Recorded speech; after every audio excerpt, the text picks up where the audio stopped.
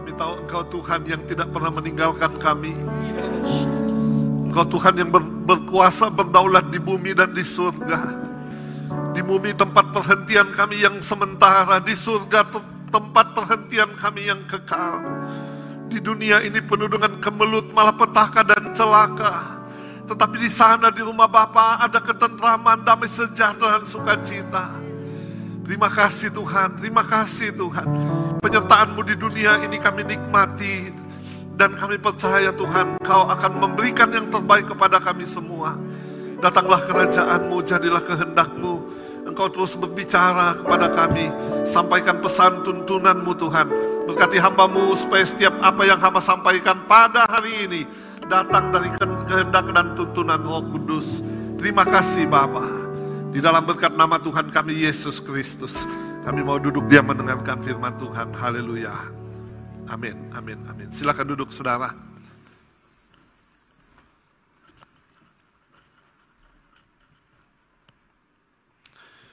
Selamat pagi. Shalom.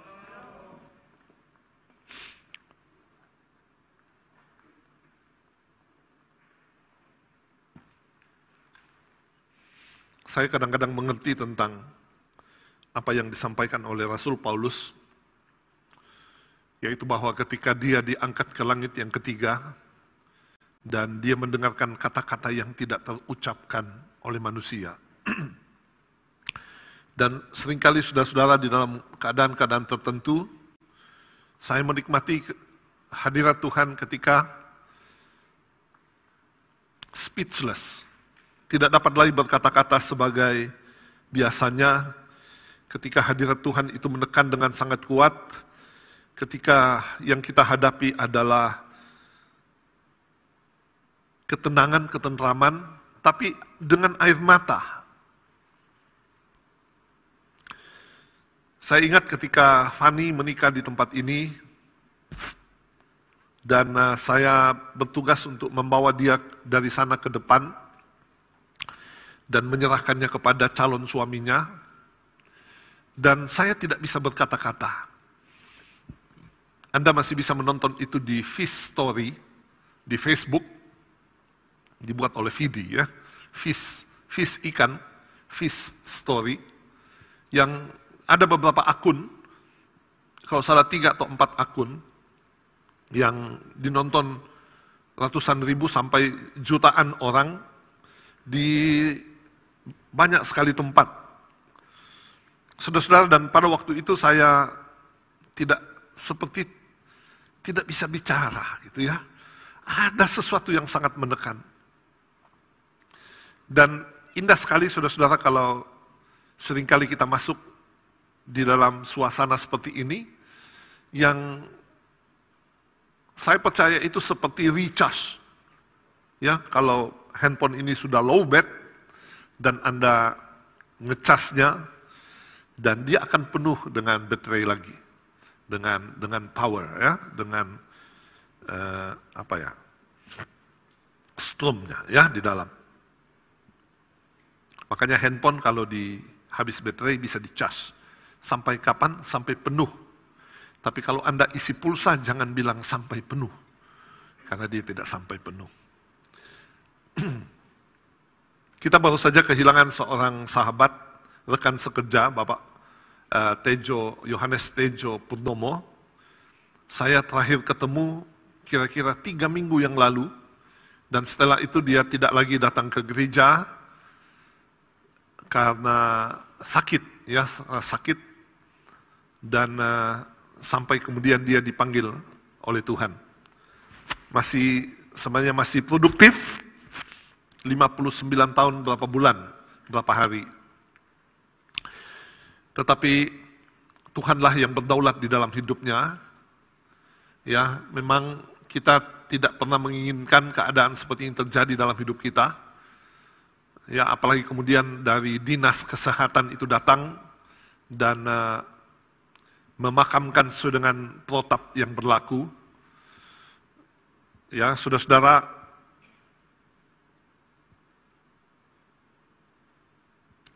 tetapi jalan hidup masing-masing orang itu berbeda-beda. Oke? Bukan cara mati yang menentukan keselamatan, tetapi cara kita hidup. Oleh sebab itu, selama kita masih hidup di dunia ini, saudara-saudara, kita harus bersikap dengan benar, bersikap dengan baik, secara 3 pihak, 1 kepada Tuhan, 2 kepada diri sendiri, ya, dan yang ketiga adalah kepada sesama kita manusia. Kepada sesama kita manusia dimulai dari kelompok yang paling kecil, istri atau suami, anak-anak di dalam rumah tangga, dan kemudian tetangga dan selanjutnya. Jangan membuang-buang waktu, saudara-saudara, dengan melakukan hal-hal yang tidak benar. Oke? Jangan membuang-buang waktu dengan hidup dalam kemarahan, kebencian, dalam hidup dalam kecurangan, hidup di dalam pesta pora, kemabukan, dan selanjutnya. Tapi pakailah waktu yang pendek, yang singkat, yang sempit ini untuk berusaha masuk melalui jalan yang sempit. Jalan yang berliku-liku, yang seolah-olah susah, payah kita melaluinya. Tapi percayalah saudara-saudara, ujungnya itu adalah life. Ujungnya itu adalah kehidupan. Saya menjalani hidup 1,5 tahun lebih ini sejak masa COVID. 1 tahun 4 bulan kali ya. 4 atau 5 bulan. Saya tidak mau tertekan. Saya menjaga dengan masker, dengan cuci tangan, dengan gosok hidung ini ya. Ini minyak angin. Terus saya pakai, siapa tahu ada yang lewat, masuk ke dalam dan dimatikan dengan alkohol yang ada di dalamnya ini, minyak angin. Tapi saya tidak mau tertekan. Saya tidak mau parno. Makanya ketika kami tes antibody 4-5 hari lalu, maka puji Tuhan saya 350 dari normal 50 yang nilai rujukannya, lebih besar dari 50. Saya 350, Ibu Gembala 557. Tinggi sekali. Sementara beberapa teman saya yang pergi ikut tes antibody, mereka yang pakai masker double, makan suap tutup, makan suap tutup, pelalado ini. Ya, ada yang antibodinya 0. Ada antibodinya cuma 50. Kenapa saudara-saudara? Karena tertekan, bukan lagi ketakutan, tertekan. Ya, begitu ketemu orang.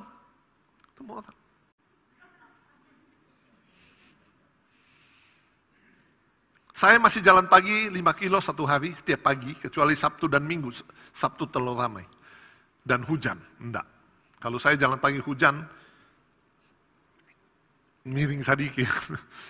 Ya, dan setelah itu masih duduk minum kopi di rumah kopi Billy atau di mana, pagi-pagi belum banyak orang. Tentu datang semprot-semprot. Kecuali makanannya saya tidak semprot. Dan kopinya. Normal saja hidup ini. Tidak hidup tertekan. Karena hidup tertekan itu malah berbahaya bagi imun ya. Imun itu akan down, terjun bebas. Saya tidak menyuruh Anda caparuni, ya, sembrono, enggak sudah. Saya tidak menyuruh Anda sembrono. Hiduplah dengan protap Anda, tetapi mulai dari sini, ya. What you think, apa yang ada di pikiranmu, apa yang engkau pikirkan itu adalah engkau. Katakan amin. Ya, dan hidup ini akan kita jalani dengan baik. Semua bilang,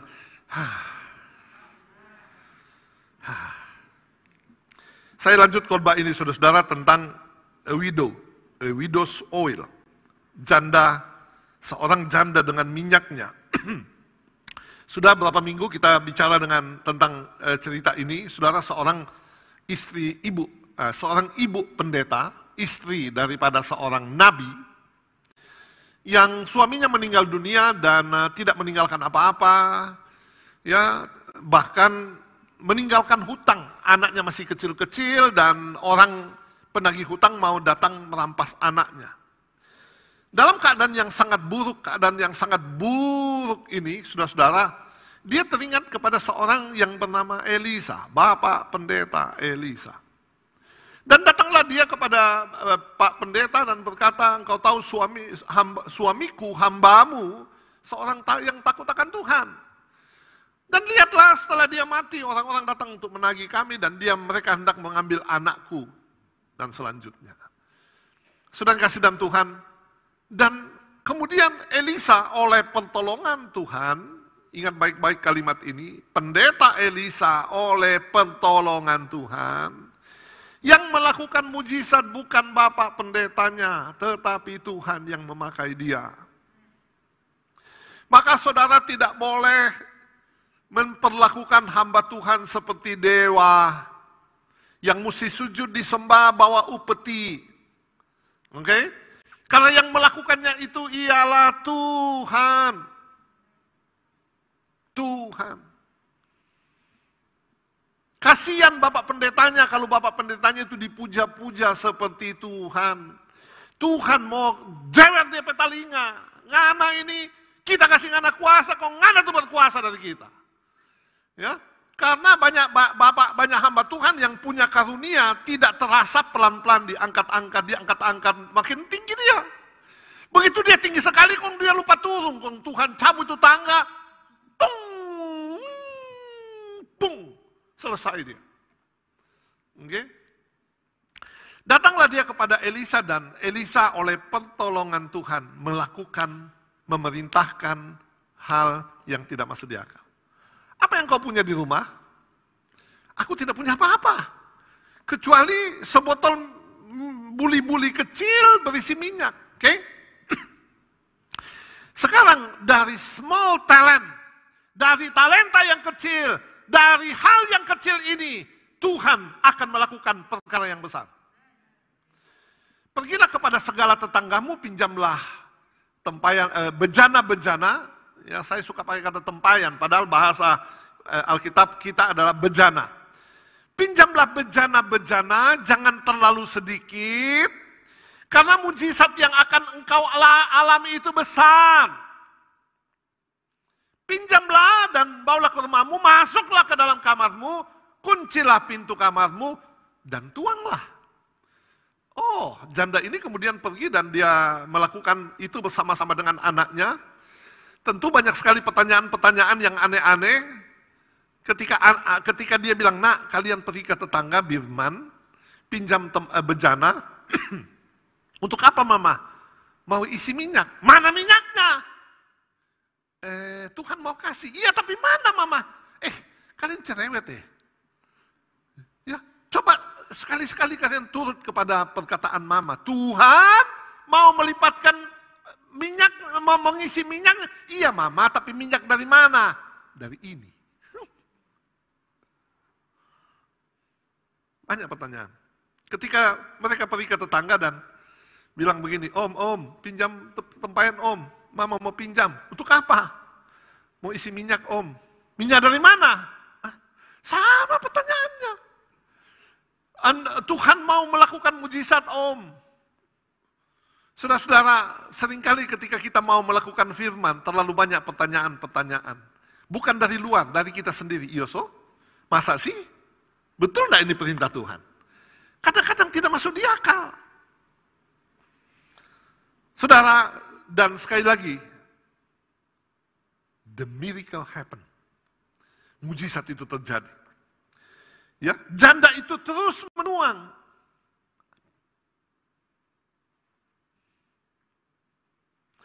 Dia terus menuang dan tidak berhenti. Ini minyak yang ada di dalam buli-buli yang kecil. Apa yang terjadi saudara-saudara? Keadaan janda ini, dia mengalami pemulihan. Yang pertama adalah pemulihan iman. Yang selama ini dia masa Tuhan itu ada seperti itu. Tapi hari itu terjadi pemulihan iman. Yang kedua adalah pemulihan ekonomi. Ya, pemulihan ekonomi. Ekonominya dipulihkan. Saya suka kepada kata terus menuang. Artinya mujizat itu bukan mujizat main-main. Minyak itu terus mengeluarkan, ya, menjadi sebuah sumber yang tidak kering, terus menuang sampai tempayan-tempayan itu penuh, dan kemudian, ya, janda itu mendapatkan berkat yang besar. Yang ketiga, saya tidak ulang lagi khotbah minggu lalu, bahwa seringkali Tuhan membawa kita turun sampai dasar, tapi tidak sampai titik nol. Masih ada sesuatu yang kecil yang ada di dalam hidup kita. Oke? Selalu ada, small talent. Nah, hari ini kita akan belajar tentang pemulihan kehormatan. Pemulihan kehormatan. Sekali lagi saudara-saudara, bagaimana keadaan janda ini? Keadaan semula adalah dia orang yang berhutang. Yang kedua, dia adalah hamba Tuhan yang hidup di dalam kehinaan. Banyak kali diolok-olok orang karena dia tidak mampu membayar utang. Dikejar-kejar penagih hutang. Anaknya mau dirampas. Sampai pada satu hari, dia memperoleh seat di tengah-tengah masyarakat. Pemulihan martabat itu terjadi dalam kehidupannya. Coba kita lihat perintah Elisa, pinjam bejana dari tetangga. Kenapa saudara-saudara harus meminjam bejana dari tetangga? Karena janda ini tidak punya cukup tempayan. Oke? Tidak punya cukup tempayan. Artinya apa saudara-saudara? Kapasitas janda ini sangat kecil. Oke? Sangat kecil. Mari kita lihat perenungan ini. Saya menemukan perenungan-perenungan begini asik sekali. Mujizat besar seringkali terhalang karena kita mempunyai kapasitas yang kecil. Artinya apa saudara-saudara? Umpamanya apa? Keadaan kehidupan pribadi yang tidak baik. Bagaimana mujizat Tuhan mau melakukan mujizat dalam hidup kita? Keadaan kehidupan pribadi kita tidak baik. Kita memiliki umpamanya kerohanian yang rendah. Masih hidup di dalam dosa. Masih hidup di dalam perselingkuhan. Masih hidup di dalam kemabukan. Masih hidup di dalam kecurangan. Masih banyak berdusta, masih banyak mencuri. Ya saudara-saudara, kehidupan pribadi yang tidak baik. Kerohanian yang tidak baik. Tidak mungkin terjadi mujizat.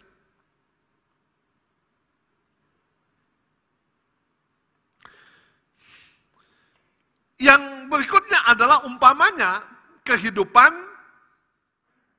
di dalam keluarga yang buruk. Kesepakatan-kesepakatan di dalam keluarga yang buruk. Tiap hari berkelahi, suami istri tiap hari berkelahi. Dari hal-hal yang sepele berkelahi, tidak pernah cocok, tidak pernah akur dalam keluarga. Ya. Mau pergi makan saja di luar, istri bilang, "Pak, ayo makan di luar." "Oh, oke. Iya Pak, kita pergi makan mie." Saya tidak mau makan mie. Hari ini saya mau makan ikan bakar. Loh, saya mau makan mie, mimpi saya mau makan. Tidak bisa, saya mau makan ikan bakar. Mau makan saja loh, uang ada loh, berkelahi. Ayo Pak, jalan-jalan ke mall, sudah lama kita tidak ke mall. Ayo, jangan lupa pakai masker ya, 4 lapis. Ayo, saya mau ke mall sana, Mega Mall. Oh enggak, saya mau pergi ke Mantos. Loh, saya mau ke Mega Mall, saya mau ke mall yang ini. Saudara-saudara, akhirnya apa? Enggak jadi pulang, berkelahi ribut. Bagaimana mungkin Anda memperoleh mujizat Tuhan kalau dalam hidupmu urusan-urusan sepele saja ribut. Mau menabur saja ribut. Saya mau menabur di tanah ini, saya temannya Anda, saya mau menabur di tanah ini. Tidak pernah akur. Makanya bahasa Alkitab, Kidung Agung mengatakan, ya, tangkaplah rubah-rubah kecil yang merusak kebun anggur.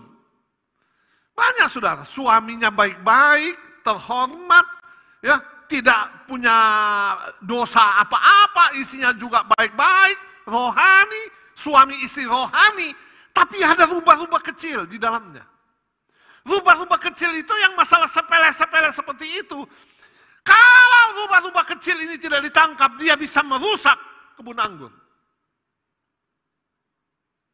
Ayo kita belajar mengalah. Tadi pagi saya mengatakan kalau ada suami istri seperti ini, mereka perlu uang koin. Oke? Untuk apa? Ya pergilah cari, cuma butuh satu uang koin, persoalan akan selesai.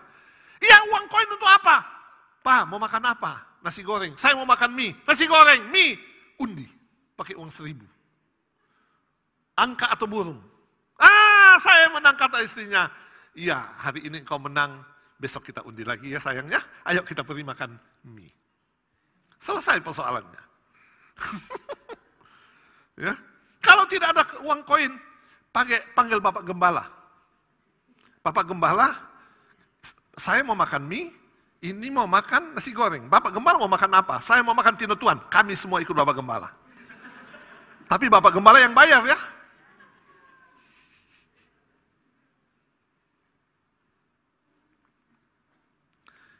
Berikutnya sudah, perenungan kita tentang kapasitas janda ini. Daya muat yang kecil. Daya muatnya kecil. Bertahun-tahun doa, minta mobil sama Tuhan. Tuhan, kasihan Tuhan, kami cuma naik sepeda motor. Tuhan, kasih mobil Tuhan. Tuhan bilang, bagaimana saya mau kasih mobil? Kamu SIM aja tidak punya. Bawa mobil tidak bisa, bagaimana saya mau kasih mobil? Waktu kami tinggal di Jalan Ngagel Dadi di Surabaya, Ngagel Dadi Selatan 1J. Jalan masuk rumah kami, 2 motor bisa berpapasan, ya, kecil sekali, mobil enggak, susah sekali mobil masuk. Dan kami cuma punya sepeda motor. Jalan itu setinggi ini, inilah rumah kami di bawah. Jadi kalau banjir, ya banjir. Kalau hujan, ya banjir. Satu hari teman saya dari Makassar bilang, mau meminjamkan kami, yaitu mobil pickup Suzuki Carry yang pickup. Waduh, senang sekali. Mam, puji Tuhan kita naik mobil. Tidak lagi naik motor kemana-mana dengan anak-anak. Ya, kita sekarang sudah naik mobil. Ketika mau dipinjamkan, muncul persoalan. Apa? Tidak ada tempat parkir. Aduh iya ya, mau parkir di mana? Parkir di lorong tidak mungkin. Parkir di jalan, waduh bisa tinggal nama dia. Ya. Lalu kemudian carilah di sekitar situ kira-kira di mana kita bisa parkir. Tidak dapat. Akhirnya saya bilang sorry, minta maaf. Tidak bisa saya pakai itu mobil. Loh kenapa? Tidak ada tempat parkir. Saudara-saudara, banyak kali kita tidak mengalami mujizat. Kapasitas kita sangat kecil. Ada orang mau melamar pekerjaan. Mau jadi manajer. Skillnya tidak ada. Disuruh mengurus ini, orang tidak bisa. Mengurus, buka komputer saja tidak bisa. Ya, tapi mau menjadi manajer. Jadi kalau Anda mau sesuatu yang besar, buatlah daya tampung yang besar. Katakan amin. Ya. Waktu masih banyak utang. Waduh, itu baik sekali dia mengurus manajemen keuangan, diatur, baik sekali. Ketika utang itu sudah lunas, amburadul. Ya, Tuhan mau tambah lagi, dia tidak mampu. Ya, mampu membayar. Waktu masih ada utang, taat sekali bayar perpuluhan. Taat sekali bayar perpuluhan. Ketika lunas utangnya, ya sudah lupa kepada Tuhan, lupa kepada perpuluhan. Aneh. Ya. Sudah kasih dalam Tuhan, Tuhan mau melepaskan berkat kalau engkau siap. Ya, makanya saudara, kita perlu memperluas.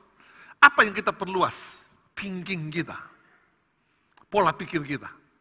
Kalau Anda tidak pernah bisa setia kepada satu tanggung jawab yang kecil, percayalah tidak akan ada tanggung jawab dalam perkara yang besar.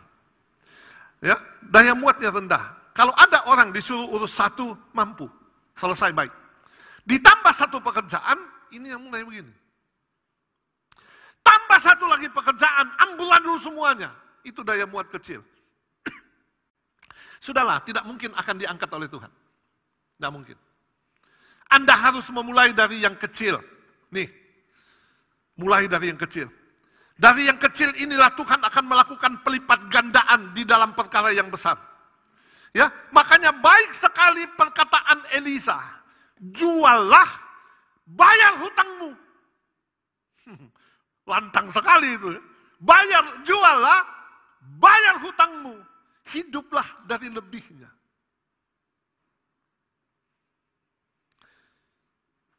Yang kedua, dia butuh orang lain. Janda ini karena mau terjadi mujizat, ya, dia butuh orang lain. Siapa dia? Tetangga. Ya, tetangga ini menjadi supporter. Ya, artinya apa, saudara-saudara? Kita tidak bisa hidup sendiri. Kita tidak bisa hidup sendiri. Orang yang hidup sendiri kebanyakan hang. Hang. Kita butuh orang lain, saudara-saudara, dalam hidup kita. Makanya kita punya kul, kan? Di kul itu tempat kita saling menguatkan, menolong, menghibur, nasihati, ya, bahkan juga saling mengasah. Itu di kul.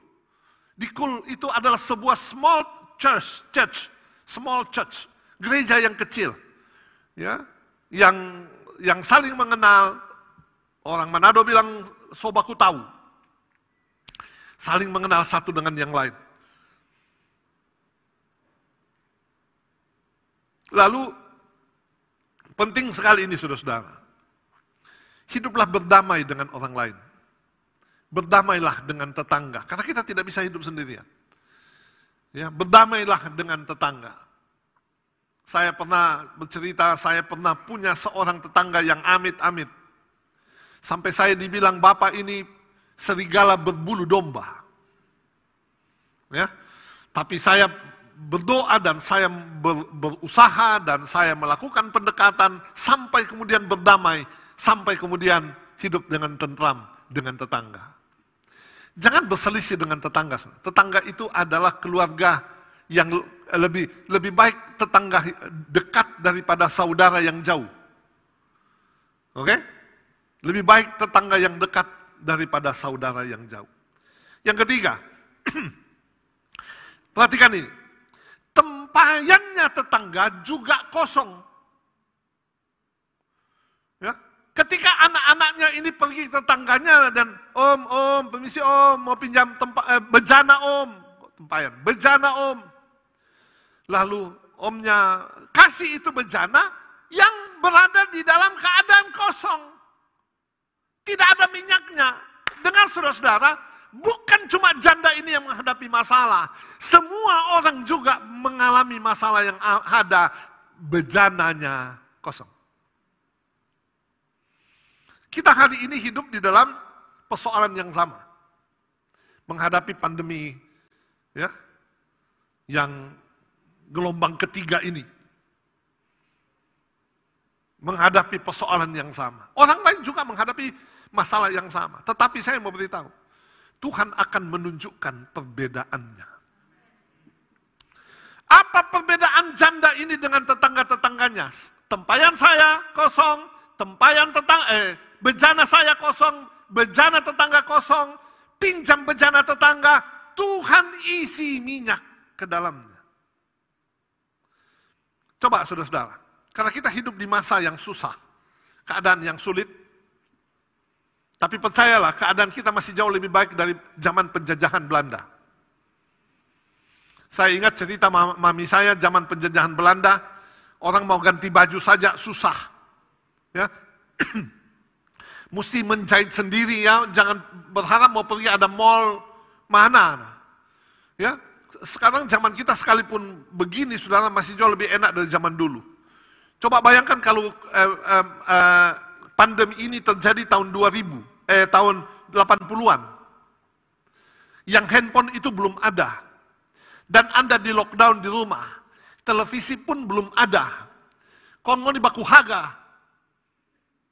Ya, coba bayangkan saudara-saudara, ketika kita masih ada. Saya ingat tahun 80, kalau saya menonton bioskop, nonton film di bioskop, kami mesti telepon dulu ke rantai PAO 18 kilo. Telepon dulu ke sentral. Sentral sambungkan toko apa begitu yang punya bioskop. Dia punya toko. Halo? Ya, sore-sore. Mau tolong bookingkan tempat duduk nomor ini. Kita sudah tahu itu seat di bioskop yang duduk di tengah. Tidak terlalu belakang, tidak terlalu ke depan. Kalau ke depan, kelas kambing. Gitu ya. Jadi, sudah telepon. Lalu, kami mesti naik mobil pergi ke rantai PAO. Supaya ada uang untuk bayar karcis bioskop. Kami keliling kota, saya bawa mobil keliling kota. Nonton. Kalau ada orang yang mau ikut nonton, dia bayar ongkos naik mobil. Baru uang ongkosnya kita pakai beli tiket bioskop. Setengah-tengah main tuh film Charles Bronson. Anda pernah nonton Charles Bronson? Kalau sudah pernah nonton Charles Bronson, Anda sudah tua. Tengah-tengah dia, peng, stop, lampu menyala, keluar main. Kesempatan pergi ke toilet, kesempatan beli apa, untuk makan apa, itu rokok, semua satu ruangan itu merokok. Aduh, memang pulang baunya 17 macam. Ya. Belum lagi kalau tiba-tiba, kenapa? Rollnya rusak.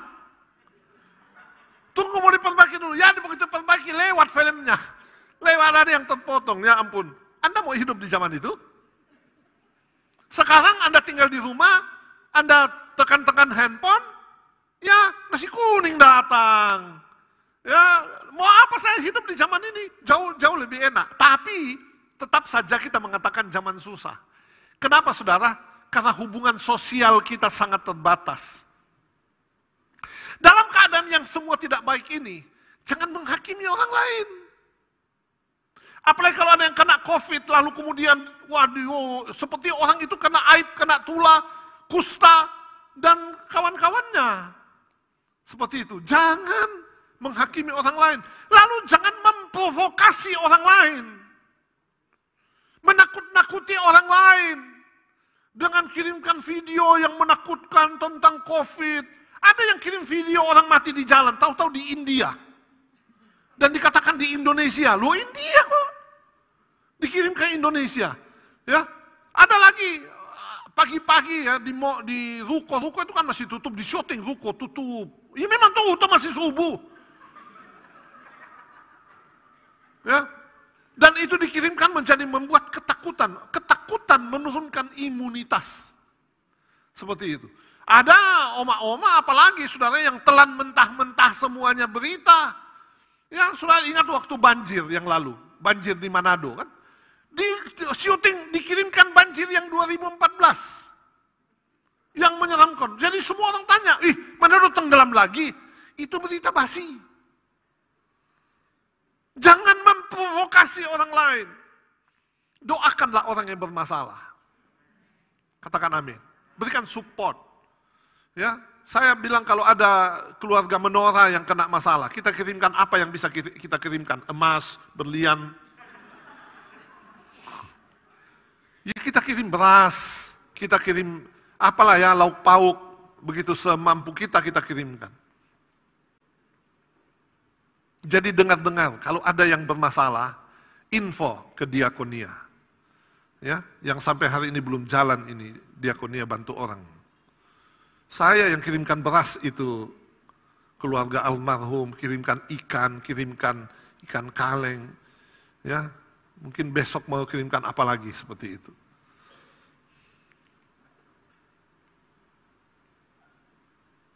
Diakonia bilang amin. Saudara-saudara, tempayan tetangga juga kosong.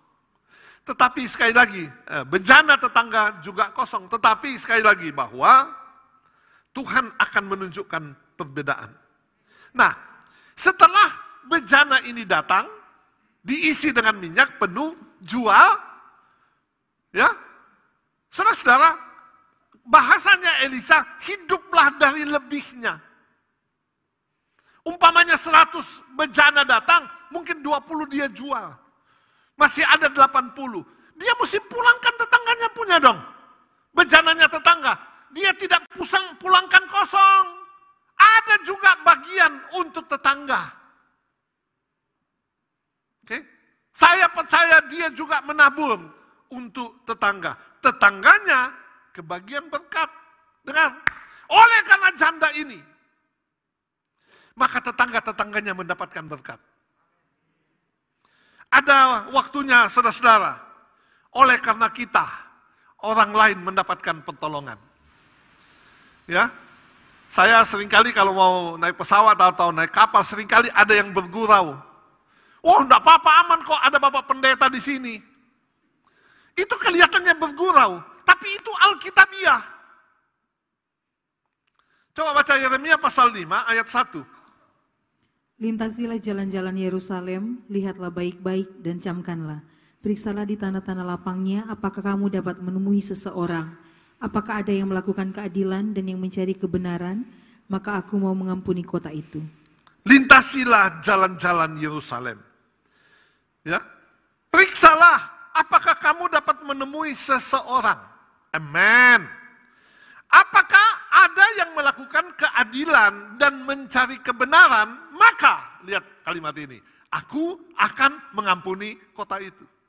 Jadi kalau ada satu orang benar, dampaknya itu akan datang kepada orang lain. Coba kita lihat contoh ini. Markus pasal 4 ayat 36 sampai 39. Mereka meninggalkan orang banyak itu lalu bertolak dan membawa Yesus beserta dengan mereka dalam perahu, di mana Yesus telah duduk dan perahu-perahu lain juga menyertai dia.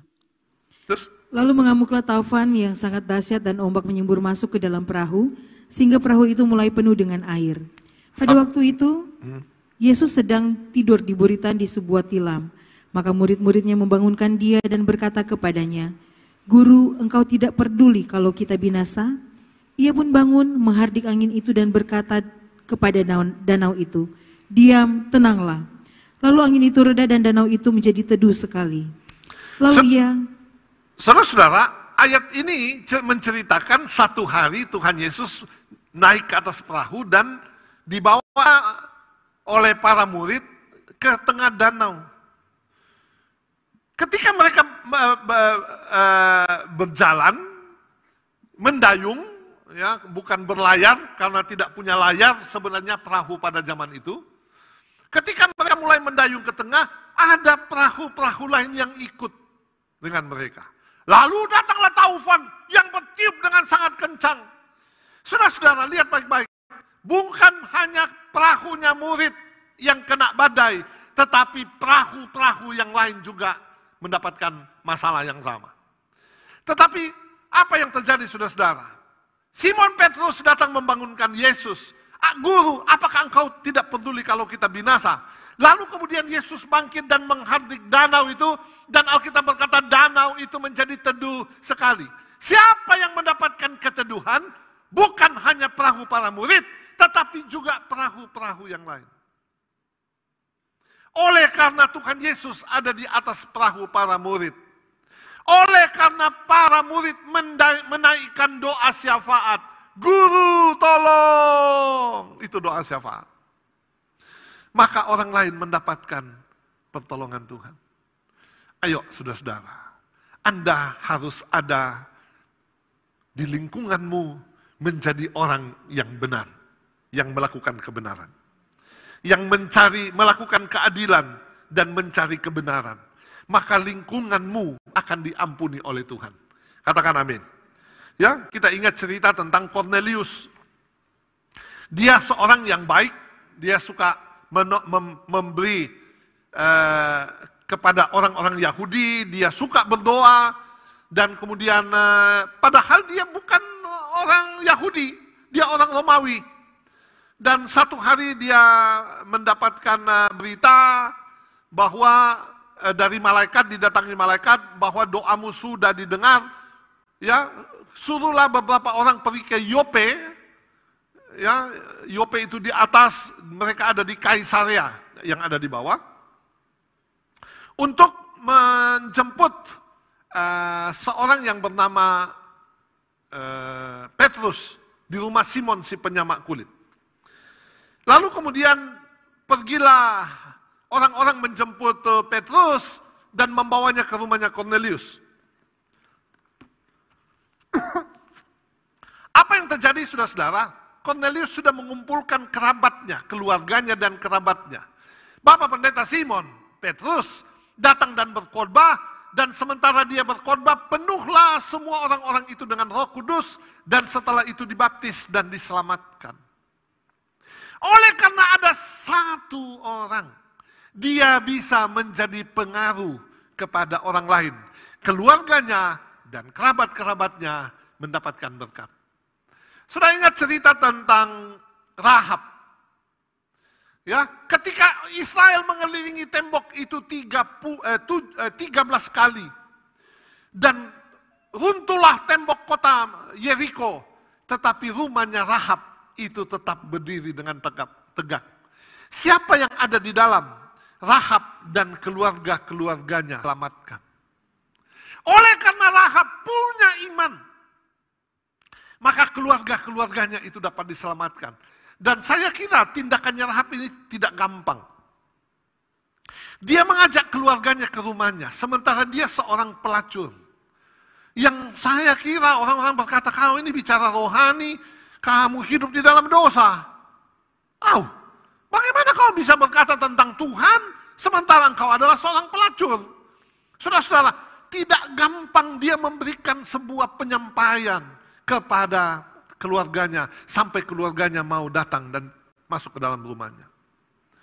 Sudah ingat cerita tentang Sakeus? Ya, Lukas 19 ayat yang ke-9, Tuhan Yesus berkata, sesungguhnya pada hari ini terjadi keselamatan di dalam rumah ini. Kenapa saudara? Rumahnya Sakeus, kepala pemungut cukai, ya, pemungut cukai pebos. Saudara-saudara, bisa diselamatkan.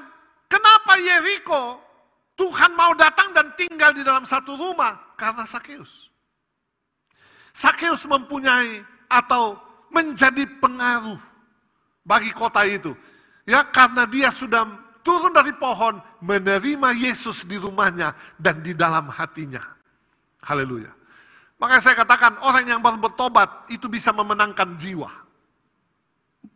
Oke? Jangankan orang baru bertobat, saudara. Rahab yang pelacur pun bisa memenangkan jiwa. Perempuan Samaria memenangkan kota Sikar. Satu kota datang ketemu dengan Yesus. Padahal dia bukan perempuan baik-baik. Dengan perkataan ini, sedangkan orang tidak baik bisa memenangkan jiwa, apalagi orang benar. Kalau Anda adalah orang benar, maka engkau dapat memenangkan jiwa. Hiduplah menjadi pengaruh bagi orang lain. Yang terakhir, mujizat minyak berhasil memulihkan martabatnya. Ya, dia mengalami pemulihan martabat kehormatan. Maka harta benda itu, saudara-saudara, nanti khotbah yang berikut ini ya, orang yang tidak terhormat di dalam pemandangan Tuhan, khotbah yang akan datang, ya, tidak terhormat dalam pemandangan Tuhan, tidak terhormat di dalam pemandangan manusia, tidak terhormat dalam pemandangan keluarga sendiri. Nanti berikutnya lagi, kekayaan yang disertai dengan kehormatan. Ya, orang-orang yang mempunyai uang dan uangnya itu berhasil membuat dia mendapatkan seat kehormatan, ya, di hadapan Tuhan dan di hadapan sesama. Bapak Ibu, kita mesti percaya semua berkat datangnya dari Tuhan. Dan harus mendatangkan honor, kehormatan di dalam kehidupan kita. Tuhan memberkati firman-Nya dan Tuhan memberkati kita semua. Amin.